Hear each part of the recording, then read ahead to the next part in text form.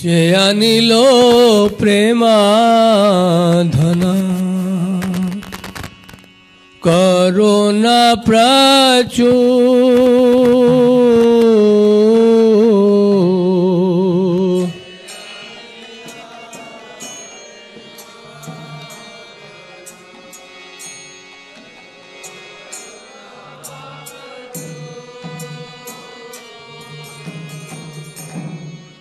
जे अनिलो प्रेमाधना करुणा प्रचुर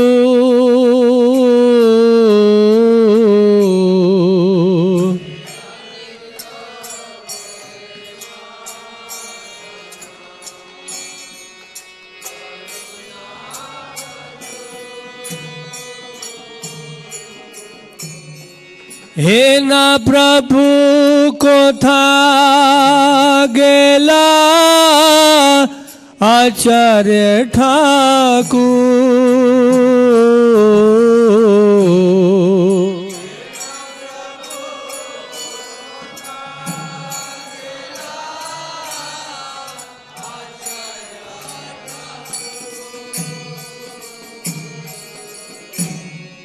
कहाँ मोरा स्वरूप कहाँ सनातन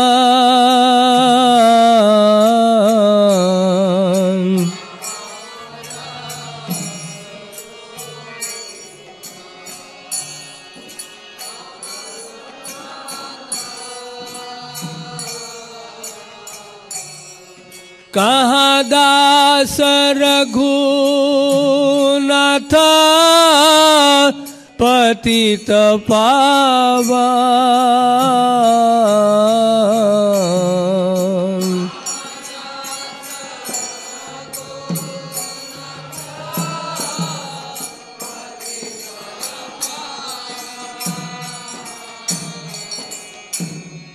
कहाँ मोरा भट्ट युग कहाँ कबीरा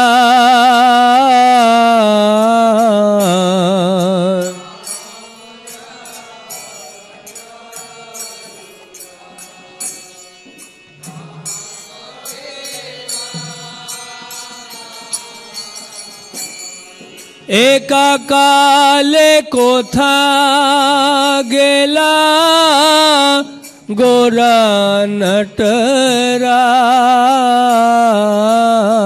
नटराज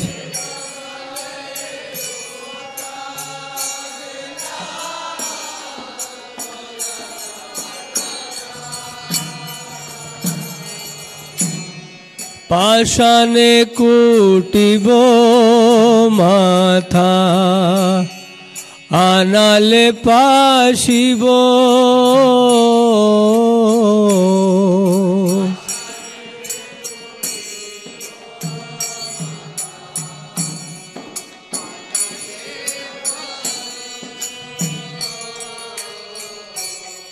गौरांगा गुनेरा निधि कोथा गेले पाबो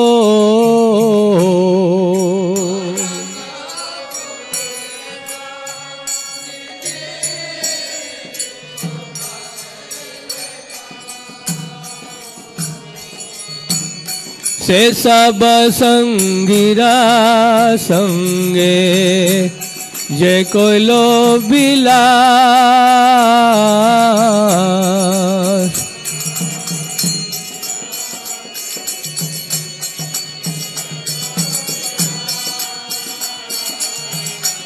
से सब संगीरा संगे जे कोइलो बिलास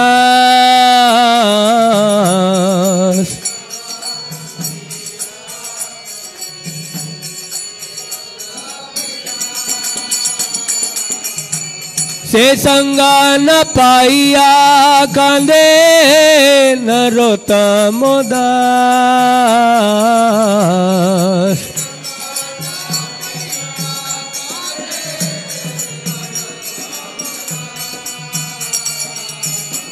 से संगा न पाइया कांदे नरोत्तम दास।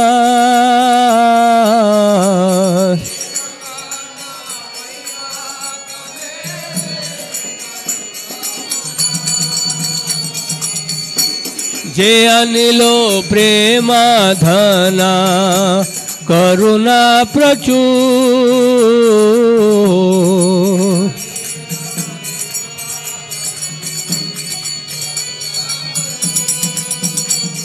वैष्णव ठाकुर वैष्णव ठाकुर वैष्णव ठाकुर जय वैष्णव ठाकुर।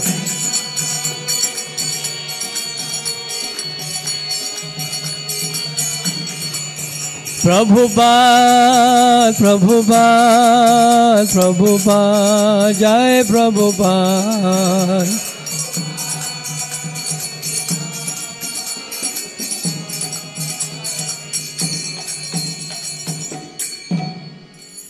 जय ओम विश्वपाल परमहंस परिव्राजकाचार्य अष्टोत्तर श्री श्रीमद् डिवाइन ग्रेस अभय चरणारविंद भक्ति वेदांत स्वामी श्रील प्रभुपाद की जय।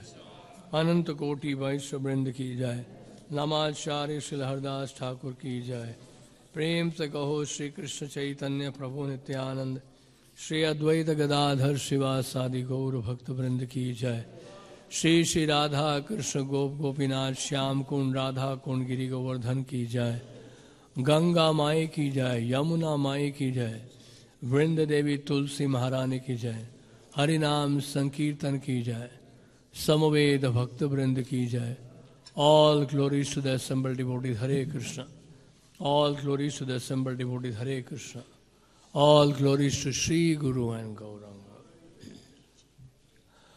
ओम अज्ञानतिमिरन्धस्य ज्ञानाञ्जनशलाकया चक्षुरुन्मीलितं येन तस्मै श्रीगुरवे नमः। श्रीचैतन्यमनोभीष्टं स्थापितं येन भूतले स्वयं रूपः कदा मह्यं ददाति स्वपदान्तिकं। वाञ्छाकल्पतरुभ्यश्च कृपा सिन्धुभ्य एव च पतितानां पावनेभ्यो वैष्णवेभ्यो नमो नमः। जय श्री कृष्ण चैतन्य प्रभु नित्यानंद श्री अद्वैत गदाधर शिवासादि गौर भक्त वृंद। हरे कृष्ण कृष्ण कृष्ण हरे हरे हरे राम राम राम हरे हरे हरे कृष्ण। तो आज का ये दिन बहुत ही पवित्र दिन है। श्रील भक्ति सिद्धांत श्री ठाकुर का तिरुभाव दिवस हम लोग यहाँ मना रहे हैं। श्रील प्रभुपाद जी के गुरु महाराज हमारे लिए बहुत विशेष है, क्योंकि प्रभुपाद जी इस तरह से हमारे लिए विशेष है, उसी तरह से उनके गुरु महाराज भी हमें बहुत प्रिय हैं, श्रील भक्ति सिद्धांत श्री ठाकुर, क्योंकि हम सब उन्हीं के ही अनुगत हैं। ये सारस्वत समाज है। सारस्वत समाज का मतलब है कि भक्ति सिद्धांत सती ठाकुर के हम लोग सब अनुयायी हैं, प्रभुपाद जी के माध्यम से, गुरु परंपरा के माध्यम से। तो 1874 6 फरवरी को श्रील भक्ति सिद्धांत ठाकुर का आविर्भाव हुआ था जगन्नाथपुरी में। और विशेष दिन माघ के महीने में उनका आविर्भाव हुआ, और आज के दिन जो है उनका तिरुभाव हुआ है। कृष्ण पंचमी है शायद आज। तो आज के दिन उनका तिरुभाव हुआ था कलकत्ता में। 1937 1 जनवरी उस दिन था, 1 जनवरी 1937 सुबह का वक्त, प्रातः काल। एक बहुत ही सुंदर पुस्तक लिखी है इस ज्वलिंद भक्ति विकास स्वामी महाराज ने, भक्ति सिद्धांत वैभव, और 3 वॉल्यूम में उन्होंने पब्लिश किया था। और उन्होंने बताया कि लगभग 20 साल उनको लगे थे ये पुस्तक लिखने में। तो बहुत ही सुंदर पुस्तक है, लेकिन जो लैंग्वेज उन्होंने यूज़ किया है वो भी ब्रिटिश इंग्लिश है, और इसलिए यूज किया है क्योंकि ये पुस्तक जो है भक्ति सिद्धांत ठाकुर के ऊपर है, तो इसके लिए आपको एक डिक्शनरी रखना पड़ेगा साथ में पढ़ने के लिए। तो मैं वो पैसेज आपको पढ़ के सुनाना चाहता हूं जिसमें उनके तिरुभाव के बारे में चर्चा की गई है, जो अंतिम दिन थे श्रील भक्ति सिद्धांत ठाकुर के, और उसमें जो विवरण दिया हुआ है हिस्सोलन भक्ति विकास स्वामी महाराज के द्वारा, वो मैं आपको पढ़ के सुनाना चाहता हूं क्योंकि आज उनका तिरुभाव दिवस है। तो इस तरह से हमने कभी सुना नहीं होगा, तो आज सुन लेते हैं उनके तिरुभाव दिवस के समय, तिरुभाव के समय क्या परिस्थितियां रही हैं और क्या उन्होंने उपदेश दिया, तो इसको हम लोग जानने का प्रयास करेंगे। इतना समय नहीं होगा कि मैं हिंदी में भी अनुवाद करूं, तो मैं इंग्लिश में डायरेक्टली पढ़ूंगा, तो आप थोड़ा सा सुनिएगा ध्यान से।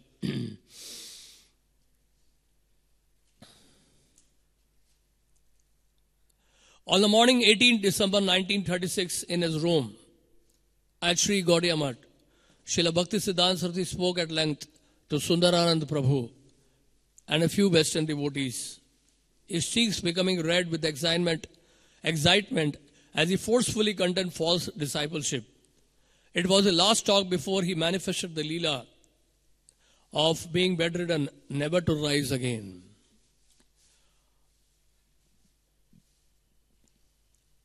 About 10 days before his disappearance, Srila Bhakti Siddhanta Thakur states that he had much service to perform in Vrindavan, but because of internal quarrels in the mutt, his life was being shortened by 10 years.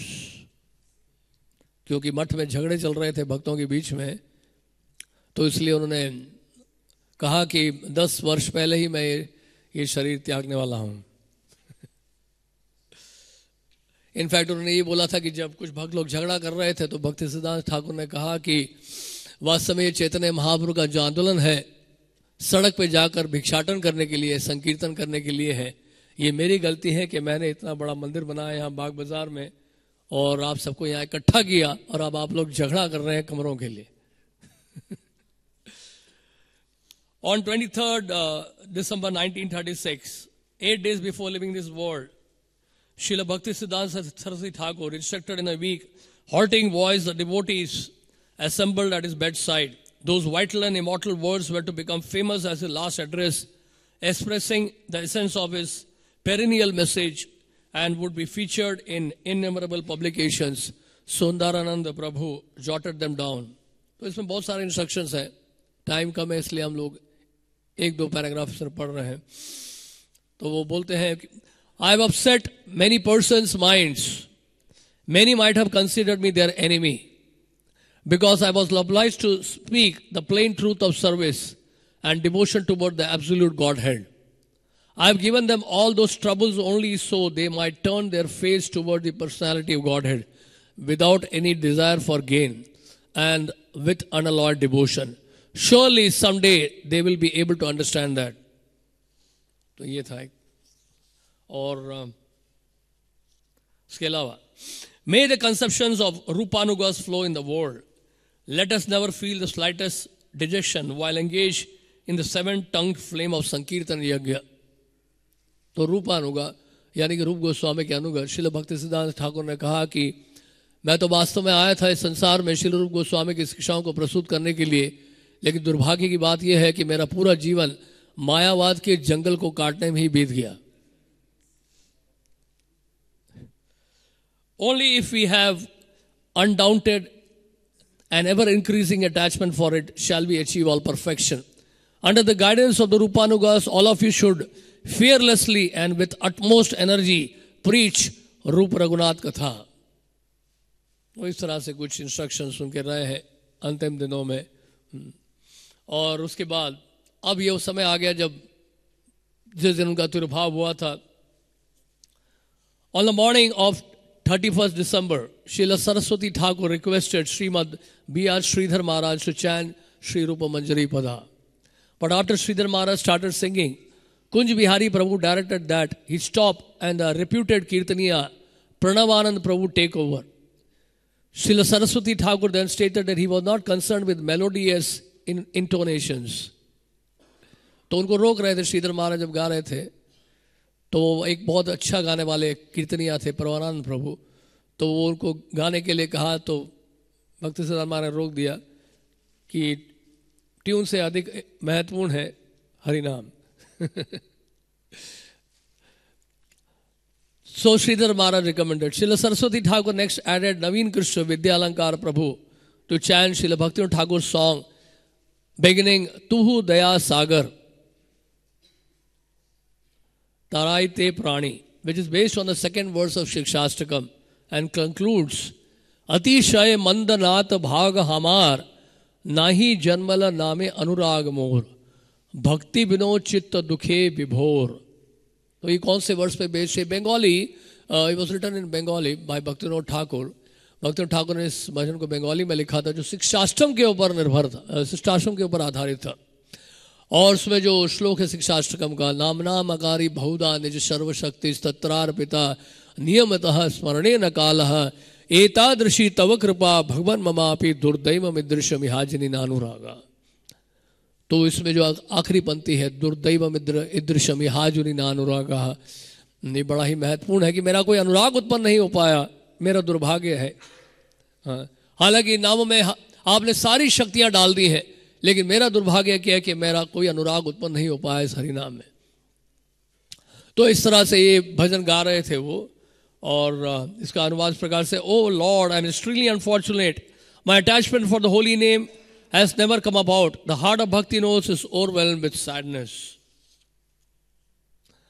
Upon hearing these last lines, Srila Bhakti Siddhanta Saraswati clapped his hands to his forehead as profuse tears of humility decorated his cheeks, warning of the lamentable plight of being unattracted to the holy name. Naveen Krishna Prabhu stopped singing.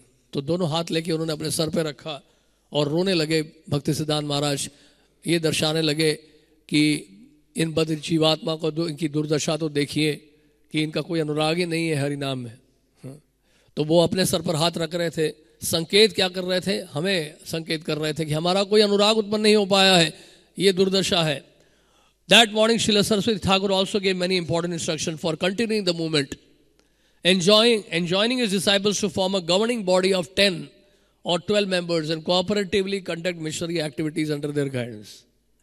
तो governing body बनाने के लिए कहा उस दिन सुबह भक्ति सिद्धांत महाराज ने कि 10-12 लोग मिलकर आप गवर्निंग बॉडी कमीशन बनाइए, and cooperatively conduct missionary activities under their guidance, and that Kunj Bihari should throughout his life remain as a manager. He ordered that construction of the Natya Mandir be begun at the Swanand Sukhad Kunj.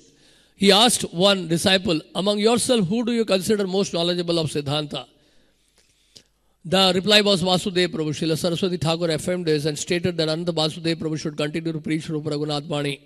He requested that Sundarananda Vidya Vinod Prabhu be directed to complete and publish Vaishnava Manjusha, expressed indebtedness to Bhakti Sudhakar Prabhu and thanked him for the services rendered, and encouraged Brajeshwari Prasad Prabhu of Patna to remain enthusiastic. He asked that his thanks be conveyed to Sakhi Charan Bhakti Vijay Prabhu for his service to Sridhar Mayapur. सखी चरण प्रभु वो हैं जिन्होंने बाग बाजार मंदिर बनाने में भी सहायता की थी, इसलिए भक्ति सिद्धांत महाराज ने योगपीठ में भी बाद में जो है इनकी समाधि वहाँ बनाई गई, तो योगपीठ जो मंदिर बनाया गया था उसमें भी काफ़ी इनका योगदान रहा। और राधा दामोदर मंदिर में भी इनकी समाधि है सखी चरण दास बाबा जी महाराज की। For his service to Sridhar Mayapur and told Srimad Bharati Maharaj, you are a practical man, so look after the mission, either in love or rupture. It's good to maintain the same purpose.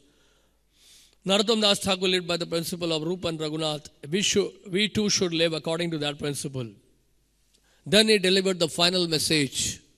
All of you present and absent, accept my blessings. Remember that our sole duty and dharma is to propagate service to the Lord and his devotees. The next morning, 1st January 1937, at just about 5:20 a.m., Pranavanand Brahmachari bedside vigil was completed. He was handing over the fan and oxygen funnel to Krishnanand Brahmachari when Srila Bhakti Siddhanta Saraswati Thakur aroused and whispered, "Who is there? It's me, Pranavanand Prabhupada." Srila Bhakti Siddhanta Saraswati uttered, "Oh Pranavanand Prabhu." Pranavanand then asked, "How are you feeling, Prabhupada?" Srila Bhakti Siddhanta Saraswati murmured, Oh Krishna, Krishna." Hardly had Pranavanand left the room when he was called back by Krishnananda Prabhu Pranav come quickly, it's over. तो 2 बार कृष्ण नाम का उच्चारण किया और ये वे जब जाने लगे तो उनको वापस बुलाया और कहा कि सब कुछ समाप्त हो चुका है। Thus, after 62 years and 10 months of manifesting unflinching devotion to Radha Krishna in this world, Shri Vashabhani Daidas rejoined them in the hour of their Nishanta Leela, of their eternal cycle of daily activities in Braj, at the hour after their nocturnal sports when they rest in intertwined embrace, becoming as one body and hence giving an indication of Lord Gauranga's appearance. It was 5:30. All the clocks in the matha stopped simultaneously. Their steady ticking soon replaced by wailing and crying from every corner. Some devotees were sobbing as if their hearts would break. Some were chanting feverishly with eyes flooded with tears. Some swooned. Some simply bowed their heads and chanted Harinam. And some were clapping their foreheads and repeatedly calling out, "Oh Prabhupada, oh Prabhupada." Although sun had just risen, to the disciples present everything seemed black. तो इस तरह से यहाँ पे तिरुभाव दिवस के बारे में यहाँ पे वर्णन मिल रहा है। और उसके बाद फाइनली इसमें बताया गया किस तरह से उनकी समाधि बनाई गई थी स्वानंद सुखंज कुंज। इस प्रकार जितनी भी वहाँ की लीला स्थलियाँ हैं मायापुर में, उन सब का दर्शन कराया गया था। स्वानंद सुखंद में भी उनको ले जाया गया और योगपीठ में ले जाया गया। योगपीठ में फाइनली उनकी समाधि बनाई गई थी श्रील भक्ति सिद्धांत ठाकुर की आज के दिन। प्रभुपाद जब भी वृंदावन मायापुर जाया करते थे तो प्रभुपाद बाहर से निकल जाते थे योगपीठ समाधि में। योगपीठ के पास जो योगपीठ में ही जो समाधि है, उस समाधि का दर्शन बहुत कम किया प्रभुपाद जी ने। अक्सर प्रभुपाद गाड़ी में जाते तो उस रास्ते से निकलते तो बाहर से निकल जाते थे। तो उनके कुछ शिष्यों ने कहा कि प्रभुपाद आपके कुछ गुरु भाई आपकी निंदा कर रहे हैं, ये कहते हुए कि आप समाधि का दर्शन नहीं करते हैं, बाहर से निकल जाते हैं। प्रभुपाद ने कहा, my guru Maharaj is not there in the samadhi, he is with me. तो प्रभुपाद ने कहा कि वो जो समाधि बनाया ना वहां पे नहीं है मेरे गुरुदेव मेरे साथ में। तो प्रभुपाद ने शिरोधार किया, यानी कि उनके गुरुदेव का जो आदेश है, उपदेश है, उसको हृदयांगम किया श्रील प्रभुपाद जी ने और उनकी इच्छा को पूरा करने के लिए पूरे पृथ्वी में भ्रमण किया। तो प्रभुपाद जी का विशेष योगदान है और बहुत प्रमुख शिष्यों में से एक है श्रील प्रभुपाद। तो इस तरह आविर्भाव भी जब हुआ था उनका तो सामान्य व्यक्ति की तरह नहीं था। उनका जन्म 1874 6 फरवरी को 3:30 बजे दोपहर में उनका जन्म हुआ था। और भक्ति विनोद ठाकुर का जहाँ घर है चैतन्य मठ के नाम से भी जाना जाता है, जीटी रोड जो है वहाँ जगन्नाथपुरी में, तो उसी मंदिर में उसी स्थान में उनका जन्म हुआ था। और जब जन्म हुआ तो फिर क्या उनके शरीर में जो नाल होती है, तो नाल कैसे लिपटी हुई थी, जिस तरह से जनेऊ लिपटा होता है किसी ब्राह्मण के शरीर में। तो उस नाल को फिर नाल ये संकेत दे रहा था कि ये कोई साधारण व्यक्ति नहीं है, कि बचपन से ही ये कौन है, वैष्णव ब्राह्मण है। तो इस प्रकार से भक्ति सिद्धांत ठाकुर का एक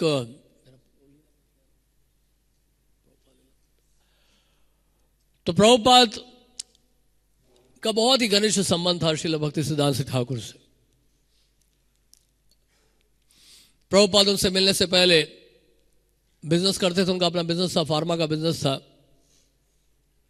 और उस समय उनके घर में भी बहुत सारे संत महात्मा आया करते थे। और उनके पिताश्री श्रील गौर मोहन दे बहुत सेवा किया करते थे उन संत महात्माओं की। लेकिन प्रभुपाद जी का विश्वास उठ चुका था, क्योंकि उन्होंने देखा कि जो संत महात्मा लोग हैं अधिकांश ढोंगी हैं, साहिजियां हैं। और कई अब संप्रदायों को देखकर ऐसा लगा कि चैतन्य महाप्रभु का जो संप्रदाय है वो लुप्त सा हो गया दिखाई देता है। इसलिए उनकी श्रद्धा नहीं रही, विश्वास नहीं रहा, वो जाने के लिए तैयार नहीं। उनके मित्र आए थे, उनका नाम था नरेंद्र नाथ बैनर्जी, सुरेंद्र नाथ बैनर्जी नहीं, नरेंद्र नाथ बैनर्जी। तो नरेंद्र नाथ बैनर्जी उनको लेने के लिए आए थे एक दिन। तो उनको कहा कि अभय चलो, एक बहुत बड़े संत आए हैं कलकत्ता में, उनका जाके दर्शन कर लेते हैं, उनसे मिल लेते हैं। उन्होंने कहा मुझे किसी संत वन से नहीं मिलना है, बहुत देख लिया हमने संत, हमारे घर में भी बहुत सारे संत आते थे। उन्होंने कहा हरे कृष्णा मुझे नहीं जाना है। तो उनके मित्र नरेंद्र नाथ ने बहुत जबरदस्ती किया उनके साथ और उनको खींच के ले गए उनके गुरुदेव के पास। तो उल्टा डेंगी जंक्शन, जहां पे पहले वहां पे मंदिर था गौड़िया मठ का, तो वहां मिलने के लिए श्रील भक्ति सिद्धांत ठाकुर से गए थे प्रभुपाद पहली बार अपने मित्र के साथ 1922 में 1922 कलकत्ता में। और जब भक्ति सिद्धांत ठाकुर के पास गए तो उस समय वो प्रवचन दे रहे थे, कथा कर रहे थे। और कथा के दौरान उस समय वो पहुंचे अपने मित्र के साथ और भक्ति सिद्धांत ठाकुर को दंडवत किया उन्होंने। और दंडवत करके जैसे ही उठे तो उनके गुरुदेव ने कहा, इशारा कर कर, संकेत देकर, हाथ दिखाकर कि आप दोनों तो शिक्षित लगते हो, पढ़े लिखे लगते हो, आप क्यों नहीं चैतन्य महाप्रभु का संदेश पूरे भारतवर्ष में लेके जाते, पूरे विश्व भर में लेके जाते। चैतन्य महाप्रभु का संदेश आप लोग लेके जाओ, अंग्रेजी भाषा में इसका प्रचार करो पूरे विश्व भर में। तो ये सेक्शन में यहां से पढ़ रहा हूं प्रभुपाद लीलामृत से, जिसमें बहुत सुंदर वर्णन किया गया है, डिस्क्रिप्शन दिया गया कि एग्जैक्टली जो क्या हुआ था उस समय जब प्रभुपाद जी मिले थे और उन्हें क्या बोला था। और ये सेक्शन आपको मैं पढ़ के सुना रहा हूं। तो इस प्रकार जब उन्होंने बोला भक्ति सिद्धांत ठाकुर ने, तो प्रभुपाद ने हमेशा के लिए तर्क किया। प्रभुपाद जी बहुत बड़े डिबेटर थे, अपने कॉलेज के ज़माने में भी स्टूडेंट यूनियन के प्रेसिडेंट रहे हैं और उनको किसी ने आज तक वाद विवाद में नहीं हराया था। और अब इसलिए यहां पर भी प्रभुपाद जी उसी तार्किक बुद्धि से प्रस्तुत कर रहे थे इस बात को। और कहा कि who will hear your Chaitanya's message, we are a dependent country, first India must become independent, पहले भारत को स्वतंत्र होना पड़ेगा, महाप्रभु के संदेश को कौन सुनेगा। How can we spread Indian culture if we are under British rule, हम तो अंग्रेज सरकार के अधीन है, कौन सुनेगा हमें। Srila Bhakti Siddhanta replied in a quiet, deep voice that Krishna consciousness didn't have to wait for a change in Indian politics, nor was it dependent on who ruled. Krishna consciousness was so important, so exclusively important, that it could not wait. Srila Bhakti Siddhanta continued, whether one power or another ruled was a temporary situation, but the eternal reality is Krishna consciousness, and the real self is the spirit soul. No man-made political system therefore could actually help humanity. This was the verdict of the Vedic scriptures and the line of the spiritual masters. Although everyone is the eternal servant of God, when one takes himself to be the temporary body and regards the nation of his birth as worshipable, he comes under illusion. The leaders and the followers of the world's political movements, including the movement of Swaraj, were simply cultivating this illusion. Real welfare work, whether individual, social or political, should help prepare a person for his next life and help him re-establish his eternal relationship with the Supreme. फिर आगे क्या बोलते हैं देखिए। तो ये जब सुना प्रभुपाद ने तो प्रभुपाद को ऐसा लगा, he felt himself defeated, Prabhupada ji के लिए बता रहे हैं, but he liked it. He suddenly realized that he had never before been defeated, but this defeat was not a loss, it was an immense gain. तो ऐसा लगा उनको कि मैं तो आज तक कभी किसी से हराया नहीं गया, कभी मैं हारा नहीं हूं वाद विवाद में, पहली बार मुझे किसी ने हराया है। तो प्रभुपाद लिख रहे हैं, प्रभुपाद बता रहे हैं, प्रभुपाद को कोट कर रहे हैं यहाँ पे, I was from a Vaishnava family so I could appreciate what he was preaching. Of course, he was speaking to everyone, but he found something in me, and I was convinced about his argument and mode of presentation. I was so much struck with wonder. I could understand, here is a proper person who can give a real religious idea. Walking away from the ashram, Naren turned to his friend, so Abhay, what was your impression? What do you think of him? So Abhay said, he is wonderful. The message of Lord Chaitanya is in the hands of a very expert person. I accepted him as my spiritual master immediately, not officially, but in my heart. I was thinking that I had met a very nice saintly person. तो इस प्रकार प्रभुपाद यहाँ बता रहे हैं, अपना विचार प्रकट कर रहे हैं कि किस तरह वो अपने गुरुदेव से मिले और किस तरह से उनको प्रेरणा मिली और किस तरह से वो उनका संबंध स्थापित हुआ अपने गुरुदेव के साथ. हम लोग नवद्वीप मंडल परिक्रमा हर साल जाते हैं, तो वहाँ पे कोलत द्वीप में एक स्थान आप जानते होंगे चांपाहटी, जहाँ पे गौर गदाधर का मंदिर है, और हर साल वहाँ परिक्रमा में जाया करते थे। हमें उन दिनों की याद आ रही है जब हम लोग परिक्रमा करते थे हिजोलन जयपताका स्वामी महाराज के साथ। महाराज स्वस्थ थे उस समय, तो उस मंदिर के निर्माण में भी काफ़ी सहायता की महाराज ने, क्योंकि भक्ति वेदांत स्वामी चैरिटेबल जो ट्रस्ट बना है मायापुर में, और उसके अंतर्गत जितने भी लीला स्थलियाँ हैं उसका पुनरुत्थान किया गया है और किया जा रहा है। तो उसमें से ये भी एक मंदिर है गौर गदाधर का मंदिर, इसलिए काफ़ी योगदान रहा इस ट्रस्ट का। और वहाँ जब हम पहुँचे तो वहाँ पे एक भक्ति सिद्धांत ठाकुर के शिष्य थे जो सेवा करते थे, गौर गदाधर की सेवा कर रहे थे। और उनको भक्ति सिद्धांत महाराज ने आदेश दिया था जब वो 18 साल की उम्र के थे और ब्रह्मचारी बने थे वहाँ पे, और लगभग 70-75 साल, लगभग 70 साल समझ लीजिए, लगभग 70 साल उन्होंने सेवा की थी गौर गदाधर की वहाँ, क्योंकि भक्ति सिद्धांत ठाकुर ने आदेश दिया था कि आप इसी स्थान में गौर गदाधर की सेवा करना और स्थान को छोड़कर कहीं नहीं जाना। तो लगातार वो 70 साल सेवा किए थे। तो वो बता रहे थे अपने वहाँ पे प्रवचन में, उनसे बोलने के लिए कहा गया था, तो हमारे प्रभुपाद जी के बारे में बताया था।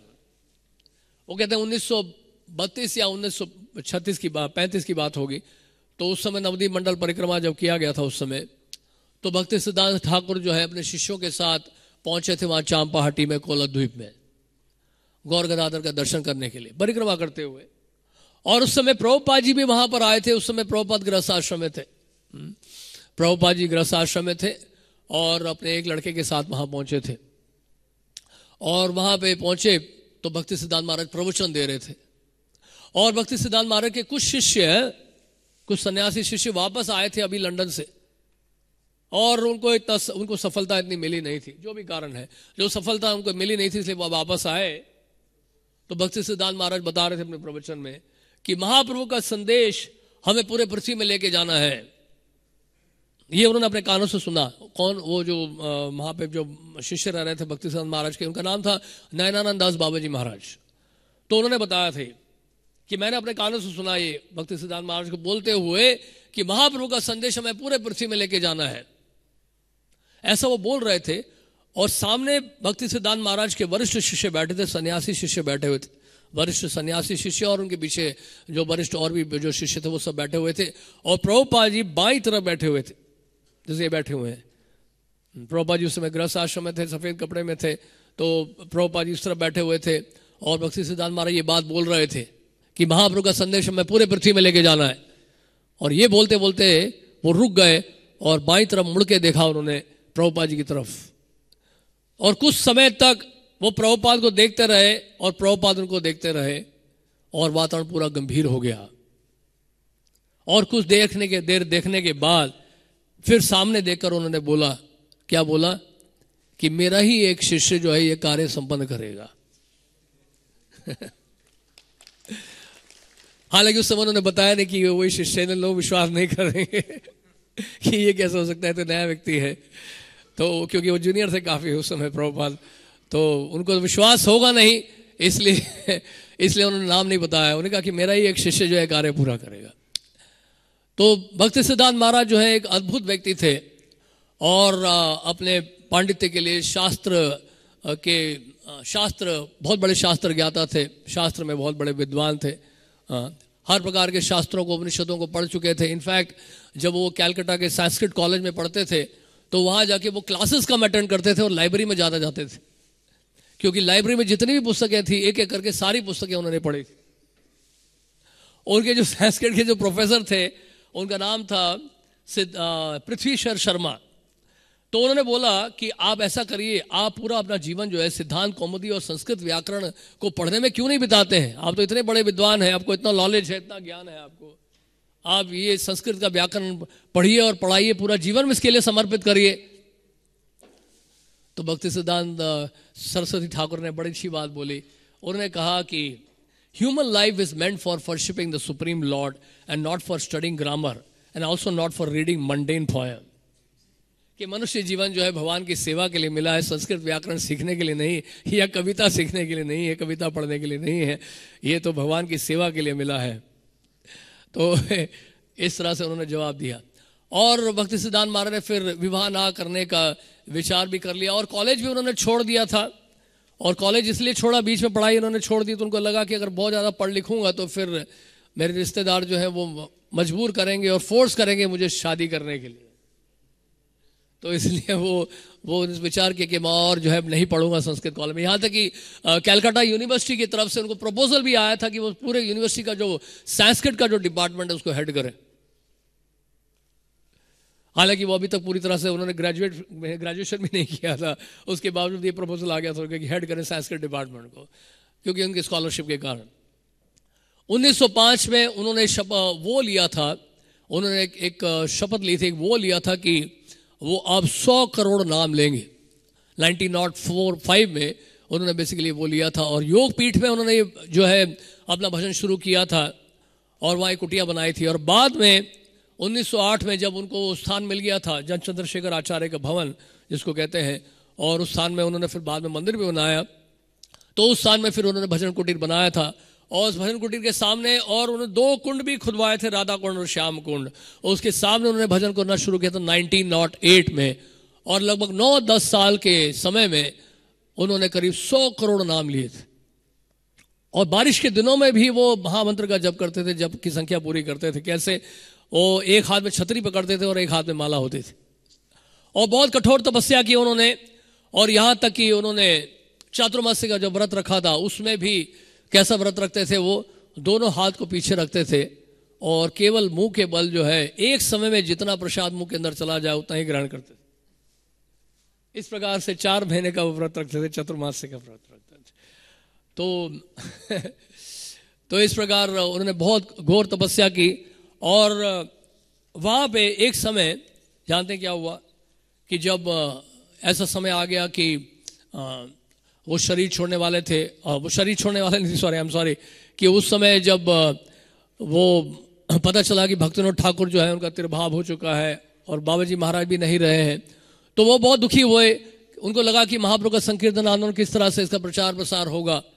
तो उस दिन रात को सपने में उनको 6 गोस्वामियों के दर्शन हुए और साथ में उनको दर्शन हुआ जगन्नाथ दास बाबा जी महाराज के, पूरे गुरु परंपरा का दर्शन हुआ। और सब ने मिलकर ये बोला कि आप चिंता मत करिए, आप चैतन्य महाप्रभु के संदेश को लेके जाइए पूरे पृथ्वी में, किसी चीज की कमी नहीं रहेगी आपके पास। आने वाले समय में आपके बाद असंख्य मात्रा में भक्त होंगे, ऐश्वर्य होगा, संपत्ति होगी, सब कुछ होगा और महाप्रभु का संदेश पूरे पृथ्वी में फैल जाएगा।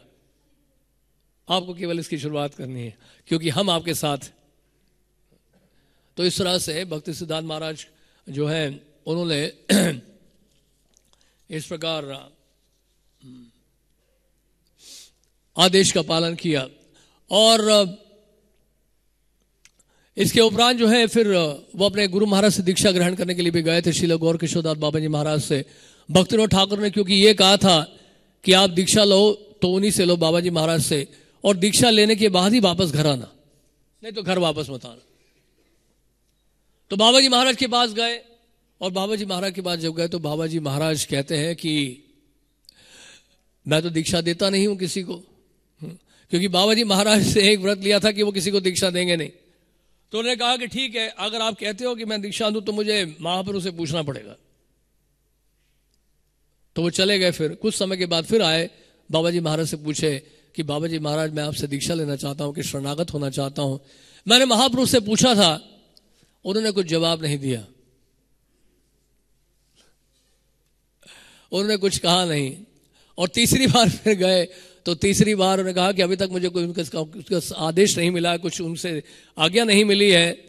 और जहां तक तुम्हारी बात है, तुम तो बहुत बड़े विद्वान हो, भक्तिविनोद ठाकुर के तुम सुपुत्र हो, सारे शास्त्रों के ज्ञाता हो, मैं तो अनपढ़ हूं, मेरे पास तो कोई ज्ञान नहीं है। तो उन्होंने कहा, भक्ति सिद्धांत महाराज ने कहा कि अगर आप मुझे दीक्षा नहीं देंगे तो मेरे पास एक ही उपाय है, निकट में गंगा जी हैं, उसी में कूद के मैं अपना प्राण त्याग दूंगा। तो इस तरह से भक्ति सिद्धांत महाराज को बाबा जी महाराज ने दीक्षा दी थी। सन 1900 में स्वानंद सुखद कुंज में भक्ति सिद्धांत महाराज ने दीक्षा ग्रहण की थी। और उन्होंने कुछ आदेश दिए थे भक्ति सिद्धांत महाराज को। क्या क्या आदेश दिए थे सुनिए ध्यान से। जिस तरह से रामानुजाचार्य को आदेश मिला था, क्या आदेश मिला था कि जो मंत्र मैं तुम्हें दे रहा हूं इसका उच्चारण जोर से ना करना। तो उसी तरह का आदेश यहां मिला था। क्या बोला उनको? 3 आदेश दिए थे कि शिष्य मत बनाना, दूसरा किसी के सांसारिक व्यक्ति का संग मत करना, यानी किसी का संग मत करना, और कलकत्ता मत जाना जहां पर कली का वास है। राइट। तो भक्ति सिद्धांत महाराज 1933 में जब योगपीठ में, जब वहां पर योगपीठ में नहीं, जहां पर चंद्रशेखर आचार्य का भवन है, वहां पे बाबा जी महाराज की समाधि, उस स्थान में प्रवचन दे रहे थे और उन्होंने स्पष्टीकरण किया इसका। उन्होंने कहा कि वास्तव में बाबा जी महाराज का कहने का आशय क्या था।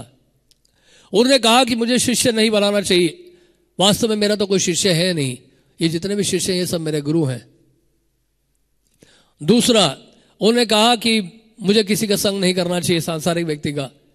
बोलते हैं कि भक्तों के अलावा मैं किसी के संग नहीं करता हूं, और मैं संग करता हूं तो केवल अपने गुरुदेव का संग करता हूं। संग करने का मतलब है कुछ स्वीकार करना। मैं किसी से कुछ स्वीकार नहीं करता हूं, जो भी मैंने स्वीकार किया अपने गुरुदेव से स्वीकार किया है, मैं तो उनकी संगति में हूं। तीसरा, उन्होंने मुझे आदेश दिया था कलकत्ता मत जाना, लेकिन मैं कलकत्ता नहीं जा रहा हूं, मैं तो अपने मंदिर गौड़े मठ में जा रहा हूं, जहां पे मैं, जो कि वैकुंठ से अभिन्न है, जहां पे कोई कली का वास नहीं। तो जिस तरह से रामानुजाचार्य ने भी क्या किया था, गोपुरम के ऊपर चढ़कर, मंदिर के ऊपर चढ़कर जो से चिल्लाने लगे, वो मंत्र का उच्चारण करने लगे, ओम नमो नारायणाय। उनके गुरुदेव ने यही बोला था। उनके गुरुदेव ने कहा कि मैंने तुम्हें मना किया था, फिर भी तुम्हें ऐसा किया, तुम जानते हो इसके लिए तुम्हें नरक जाना पड़ेगा। तो रामानुजाचार्य ने क्या बोला था? उन्होंने यही कहा था, उन्होंने कहा कि नरक जाने के लिए मैं तैयार हूं, अगर इतने सारे जीवात्मा का उद्धार हो जाता है तो। इस प्रकार भक्ति सिद्धांत ठाकुर जो है, उन्होंने परंपरा के आदेश का बड़ी कठोरता से पालन किया। और यहां तक कि ये बताया जाता है कलकत्ता में जब उनकी माता श्री भागवती देवी शरीर छोड़ रही थी, और उन्होंने भी ये इच्छा प्रकट की थी कि चैतन्य महाप्रभु का संदेश जो है पूरे पृथ्वी में लेके जाएं। ये उन्होंने बताया, उन्होंने आदेश दिया था भक्ति सिद्धांत ठाकुर को कि आप इस महाप्रभु का संदेश जो है पूरे पृथ्वी में लेके जाइए। अब ये घटना आपको बताना चाहते हैं। ये घटना है सुभाष चंद्र बोस की। सुभाष चंद्र बोस ये भक्ति सिद्धांत ठाकुर से मिलने के लिए आए थे। सुभाष चंद्र बोस उसी कॉलेज में पढ़े थे जहां प्रभुपाद जी पढ़े थे, स्कॉटिश चर्च कॉलेज में। तो सुभाष चंद्र बोस एक बार मिलने के लिए आए थे और उन्होंने आरोप लगाया था भक्ति सिद्धांत ठाकुर के ऊपर। क्या आरोप लगाया था? सुनिए। Our country is suffering in the hands of British. Do you not feel for the national condition? You are holding so many young, energetic, educated men who would be better engaged in the freedom struggle. Why you are keeping them simply for spiritual pursuits? इतने सारे जवान लड़कों को आपने मठ में रख दिया है। अब हमारा देश जो है अधीन है अंग्रेजों के, और आपने इनको इस कार्य में लगाया हुआ है। अब इनको साधु संत बना रहे हैं। सरस्वती ठाकुर आंसर्ड, क्योंकि उस समय सुभाष चंद्र बोस वो उन्होंने स्टार्ट किया था इंडियन नेशनल आर्मी, और वो चाहते थे कि भारतीय जो है युवा लोग जो है इस आर्मी में ज्वाइन करें। और देखा कि इनके पास तो बहुत सारे युवा लोग हैं, पढ़े लिखे लोग हैं इनके पास, और ये सब क्या है मठ मंदिर में ज्वाइन करके ऐसा लग रहा है कि अपने जिम्मेदारियों से दूर भाग रहे हैं। सरस्वती ठाकुर कहते हैं, you can take any of man if they agree to go with you, but if any blood is spilled from them, your entire mission will be razed and your personal reputation will be spoiled. Do you know which country you belong to? Now you have taken birth in India. In next life you may be born elsewhere, perhaps even as a Britisher to come and rule here. You need not endeavor to remove the British. They will not remain here forever. In course of time, they will automatically leave. It may happen that in future Indians will go to British and rule there. All these things come and go. Why are you so concerned about them? Consider the real aim of life. You want to help your countrymen, yet how many of them can you maintain in your movement? Bring to our mission as many as people as you can, and I will provide them food, residence, clothing, everything. But can you take the full responsibility for the complete necessities of even 10 men? आप जितने लोग भेजना चाहें भेज सकते हैं। हम सबका ध्यान रखेंगे, सबको प्रसाद खिलाएंगे, सबके रहने की व्यवस्था करेंगे, सबको कपड़ा देंगे, सबको देंगे। लेकिन क्या आप खुद केवल 10 लोगों को संभाल सकते हो? Only when he sanctions will the British goes. Do not take these boys for your petty inferior cause. When they have dedicated their valuable lives for superior matters, Bose then offered Dandvat and left. Subhash Chandra Bose दंडवत करके बाहर निकल आए. As Srila Bhakti Siddhanta Thakur disciples saw Bose off, they heard him comment to his men. Previously, बोलते हैं सुभाष चंद्र बोस ने बोला, previously I had scant respect for the sadhus and especially not for the Vaishnavas. Yet now I have seen a Vaishnava powerful enough to actually deliver India. इस तरह सुभाष चंद्र बोस ने बोला. और उसके बाद एक समय 1925 की बात है, मदन मोहन मालवीय जी भी आए थे भक्ति सिद्धांत महाराज से मिलने के लिए, और उन्होंने कहा कि मैं आपके साथ चर्चा करना चाहता हूं वेदांत दर्शन के ऊपर. तो भक्ति सिद्धांत महाराज ने कहा कि वेदांत दर्शन की चर्चा तो आप मेरे शिष्यों के साथ कर सकते हैं. नहीं आपके साथ ही करना है, ये बहुत कठिन जो है दर्शन है, ये लोग नहीं समझा पाएंगे मुझे. नहीं आप उनसे पूछे तो जाइए, जाके पहले अंदर भीतर जाइए.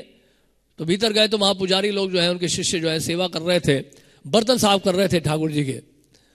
तो उनसे प्रश्न पूछा तो उन्होंने कहा कि मैं आपके प्रश्न का उत्तर दे सकता हूं, लेकिन अभी हम लोग सेवा कर रहे हैं, क्या आप भी सहायता कर सकते हैं, आप भी थोड़ा सा सेवा करिए. तो मालवीय जी भी जो है उन्होंने भी बर्तन साफ किया, और बर्तन साफ करने के बाद बाहर वापस आ गए. तो भक्ति सिद्धांत महाराज ने पूछा, क्या आपको अपने प्रश्न का उत्तर मिला? उन्होंने कहा कि मेरे अपने प्रश्नों का उत्तर मिल गया मुझे. आपने पूछा था उनसे? नहीं मुझे पूछने की आवश्यकता ही नहीं पड़ी, जब मैं सेवा कर रहा था तो सारे प्रश्नों का उत्तर मुझे मिल रहा था. तो भक्ति सिद्धांत महाराज कहते हैं कि मेरे गुरु महाराज श्रील गोरक्षनाथ बाबा जी महाराज भौतिक दृष्टि से अनपढ़ थे, वो अपना नाम भी नहीं लिखना जानते थे, लेकिन क्योंकि वो सेवोन्मुख थे, सेवा का भाव था उनके हृदय में, इसलिए संपूर्ण शास्त्र जो है चैतन्य चरितामृत भागवतम उनकी वाणी में विराजमान था. जब भी वो बोलते थे तो भागवतम से उदाहरण देते थे, चैतन्य भागवत से उदाहरण देते थे, लेकिन अपना नाम नहीं लिखना जानते थे. वो जानते क्यों? क्योंकि वो सेवोन्मुख थे. सेवोन्मुखो ही जीवादो स्वयं एव स्फुरति अतः. तो इस प्रकार उनको शिक्षा देना चाह रहे थे मालवीय जी को, और मालवीय जी बड़े विनम्र थे, उन्होंने उनके शिक्षा को स्वीकार किया. 1934 की बात है, भक्ति सिद्धांत महाराज के कुछ शिष्य चर्चा कर रहे थे आपस में, क्योंकि भक्ति सिद्धांत महाराज ने कहा कि हमें इंग्लिश में एक मैगजीन निकालना चाहिए. तो आपस में चर्चा चल रही थी, तो अलग अलग लोग जो है अपना अपना प्रपोजल दे रहे थे, और प्रभुपाद जी भी उस समय मिलने आए हुए थे, अपने गुरुदेव से मिलने के लिए आए थे. प्रभुपाद जी भी बैठे हुए थे वहां पे. ये 1934 की बात है, और उस समय उन्होंने कई टाइटल्स प्रपोज किए थे उनके शिष्यों ने, जिसमें से लिखा गया universal brotherhood, universal truth, Gaudiya message. Prabhupada को भी पूछा कि आपका क्या विचार है, क्या होना चाहिए नाम इस मैगजीन का. प्रभुपाद ने कहा बैक टू गॉडहेड, क्योंकि भक्ति सिद्धांत महाराज का ये कॉइन किया हुआ टर्म है. भक्ति सिद्धांत महाराज अक्सर कहा करते थे, back home back to Godhead is the motto of the Gaudiya Math. तो इस वजह से क्या ये प्रभुपाद जी को याद था कि प्रभुपाद उनके जो गुरुदेव हैं भक्ति सिद्धांत महाराज इस टाइटल को यूज करते हैं, कई बार का टर्म यूज करते हैं. तो उन्होंने कहा कि इस नाम से हमारा मैगजीन होना चाहिए, और उसके बाद भक्ति सिद्धांत महाराज ने इस टाइटल को स्वीकार किया, उन्होंने अप्रूव किया. हाँ, ये अभय ने जो बोला है ये बहुत अच्छा बताया है, ये मैगजीन का हमारा ये नाम होना चाहिए.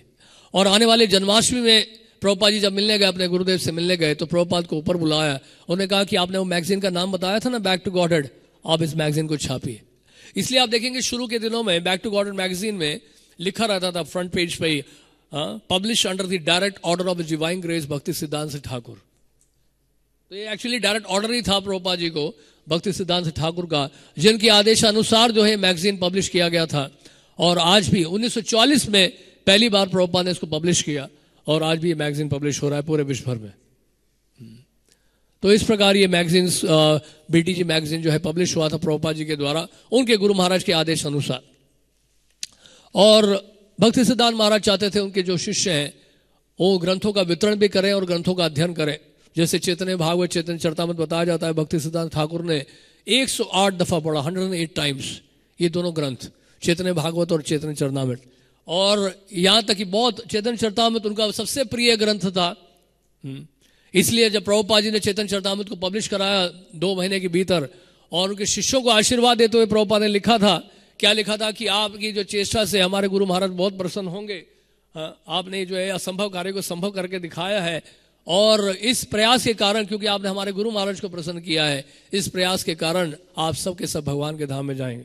प्रभुपाद ने लेटर में लिखा था चैतन्य चरितामृत पब्लिश होने के बाद। ये चैतन्य चरितामृत जो है भक्ति सिद्धांत महाराज को बहुत प्रिय ग्रंथ था। और इस ग्रंथ के लिए भक्ति सिद्धांत महाराज ने एक बात कही, जानते हैं क्या? सुनिए, in due course mahapralaya devastating floods will inundate the entire universe. If you attempt to survive by swimming in that deluge, then do not neglect to take hold of Bhagavad Gita, Srimad Bhagavatam and Chaitanya Charitamrita. And if you cannot hold all three, then release Bhagavad Gita. If necessary, you may also relinquish Srimad Bhagavatam, but under no circumstances release Chaitanya Charitamrita. For if this one book remains, then the flood can do no actual damage. Because after it has subsided, the message of Shastra can be revived from Sri Chaitanya Charitamrita alone, it being the essence of all the Shastras. तो इसलिए उनका बड़ा प्रिय ग्रंथ था चैतन्य चरितामृत।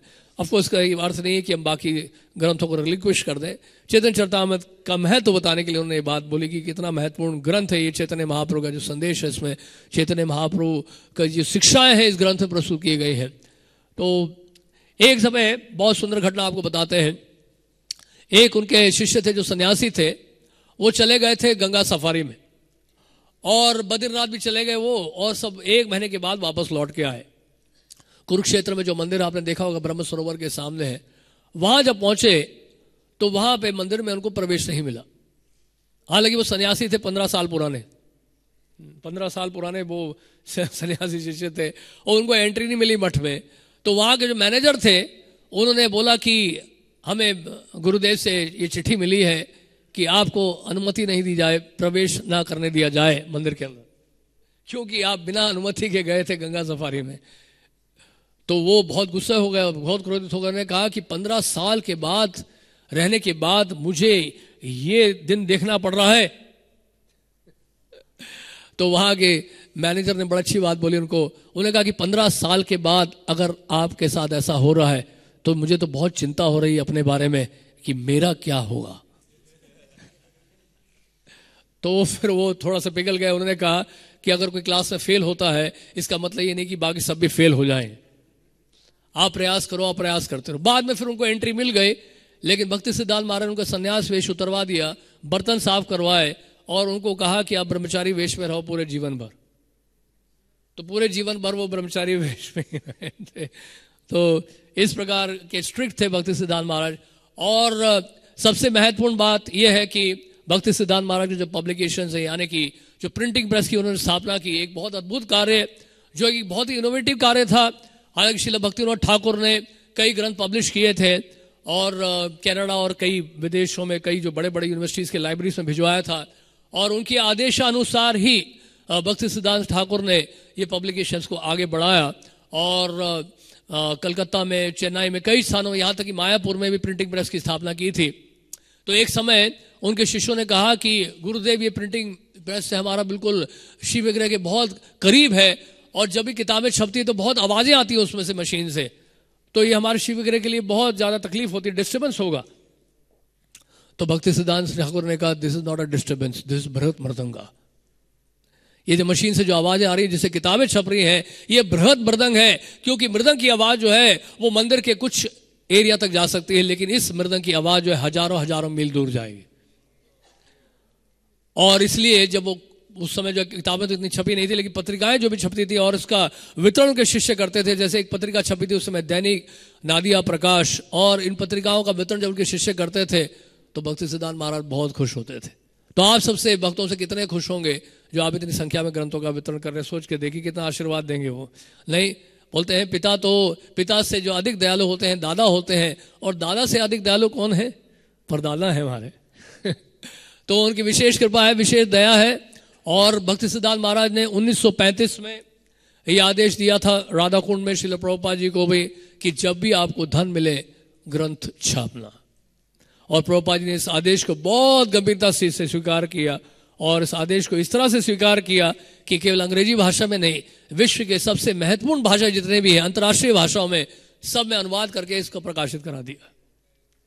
तो ये प्रभुपाद जी का विशेष योगदान है। यानी कि प्रभुपाद ने जो किया, उनके गुरु महाराज का आदेश तो पालन किया, लेकिन उसको और ज्यादा विस्तृत कर दिया और विस्तार से उसको आगे बढ़ा दिया।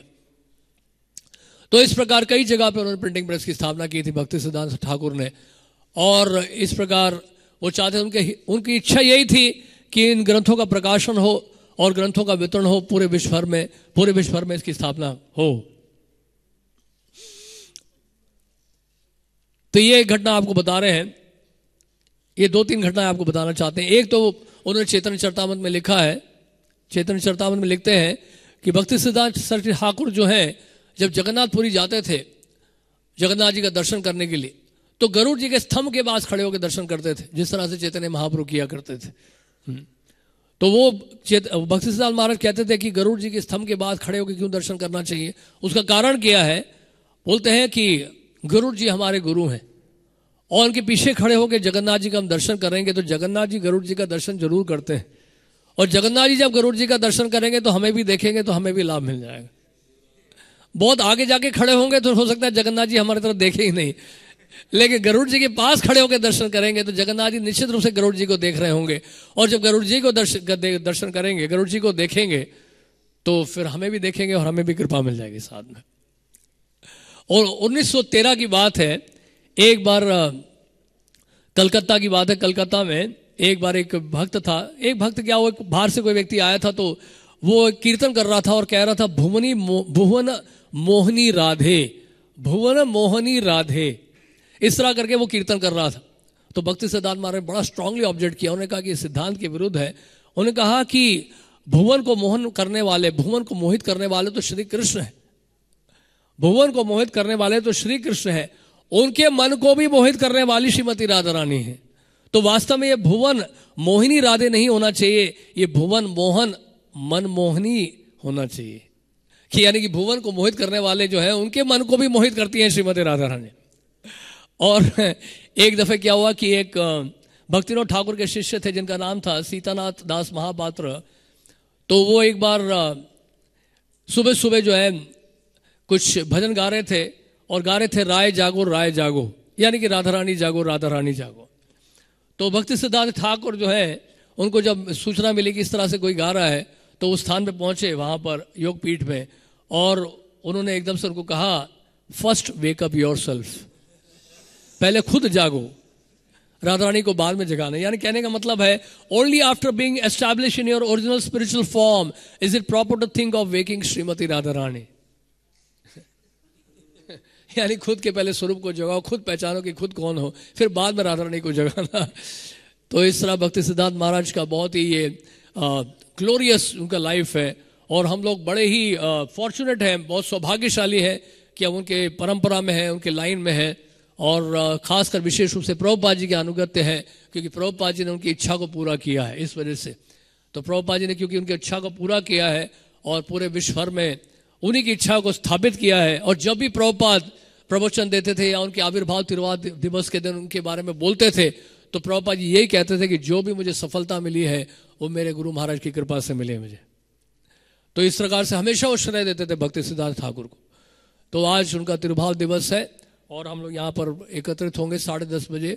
यहाँ पे पहले हम अभिषेक करेंगे उनका, और उसके बाद पुष्पांजलि होगी, भोगार्पण होगा, और फिर आरती होगी। फिर लगभग 1 बजे करीब हम लोग प्रसाद ग्रहण करेंगे। बहुत बहुत धन्यवाद आपका। हमारे बीच में कुछ वरिष्ठ भक्त भी बैठे हैं, इस ग्रेस अनुत्तमा प्रभु, हालांकि उनको प्रवचन देना था लेकिन किसी कारणवश वो नहीं दे पाए, तो मुझे भी थोड़ा सा घबराहट सी हो रही थी। वो जब आए और आके बैठ गए तो मैं सोच लगा फिर क्या बोलूं, जो मैंने सोचा था वो भूल गया मैं, तो फिर जो नहीं तैयारी की थी वो बोल पड़ा मैं। तो सो आई एम सॉरी प्रभु जी, आपके सामने मैं बोल पड़ा थोड़ा सा, तो उसके लिए मैं क्षमा चाहूँगा। Hare Krishna Prabhu, thank you very much. Hare Krishna, Hare Krishna. So we'd like to welcome all the guest devotees who are here for the communication conference, and hope your stay is comfortable. Hare Krishna. Srila Prabhupada ki jai.